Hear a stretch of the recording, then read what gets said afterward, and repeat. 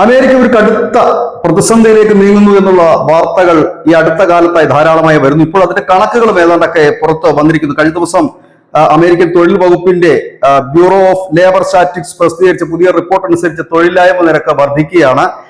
സെപ്റ്റംബറിൽ 6.4 ആയിരുന്നത് ഇപ്പോൾ അത് 4.6 ഉയർന്നിരിക്കുന്നു. ഇത് 2021 ശേഷമുള്ള ഒരു വലിയ ഒരു തൊഴിലില്ലായ്മ നിരക്കിന്റെ വർധനവാണ്. അതിന്റെ ഇടയിൽ 43 ദിവസങ്ങൾ അവിടുത്തെ ഗവൺമെന്റ് ജീവനക്കാർക്ക് നിർബന്ധിത അവധി നൽകിയിരുന്നു. അങ്ങനെയൊക്കെയുള്ള ഒരു പ്രതിസന്ധിയിൽ കൂടെ കടന്നു പോകുന്നു. 1,50,000-ഓളം തൊഴിലവസരങ്ങൾ നഷ്ടപ്പെട്ടതായിട്ടാണ് ഈ റിപ്പോർട്ട് സൂചിപ്പിക്കുന്നത്. മറ്റൊന്ന്, ഈ വിസയിലും മറ്റുമൊക്കെ കർശന നിലപാട് സ്വീകരിച്ചതുകൂടി തന്നെ തൊഴിൽ തേടി വരുന്നവരോ ഇല്ലെങ്കിൽ അതിന് ആപ്റ്റായിട്ടുള്ള ആളുകളെയൊക്കെ എത്തിക്കുവാനും കമ്പനികൾക്ക് കഴിയാത്തൊരു സാഹചര്യം. അങ്ങനെ തൊഴിൽ മേഖല, നിർമ്മാണ മേഖലയിലാണ് ഇത് ഒരു വലിയ തിരിച്ചടി പ്രകടമായി കാണുന്നതെങ്കിലും ആരോഗ്യ മേഖലയിൽ അടക്കം ഈ തൊഴിലില്ലായ്മ ഒരു വലിയ വിഷയമായി തന്നെ മാറുന്നു. ഒപ്പം പൊതുകടം വർദ്ധിക്കുകയാണ്. അത് 37 ട്രില്യൺ വരെ എത്തിയേക്കാം എന്നും ചില കണക്കുകൾ സൂചിപ്പിക്കുന്നു.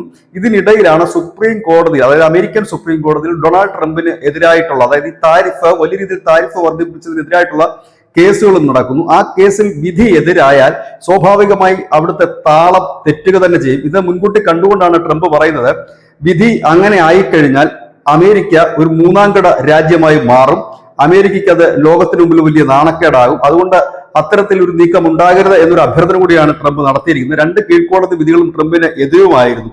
ഈ ഒരു സാഹചര്യത്തിൽ കൂടിയാണ് ഇപ്പോൾ ഇത് കടന്നു പോകുന്നത്. കാരണം ഈ താരിഫ് വർദ്ധിപ്പിച്ചത് മൂലം വലിയ രീതിയിൽ, അതായത് 18 ലക്ഷം കോടി രൂപയുടെ ഒരു നേട്ടം അമേരിക്കയ്ക്ക് ഉണ്ടാക്കാൻ കഴിഞ്ഞു. പക്ഷേ ഈ വിധി തിരിച്ചായാൽ ഈ പണം ഈ കമ്പനികൾക്ക് തിരിച്ചു കൊടുക്കേണ്ടതായിട്ട് വരും. അങ്ങനെ ഒരു വല്ലാത്തൊരു പ്രതിസന്ധിയിലേക്ക് പോകുന്നു.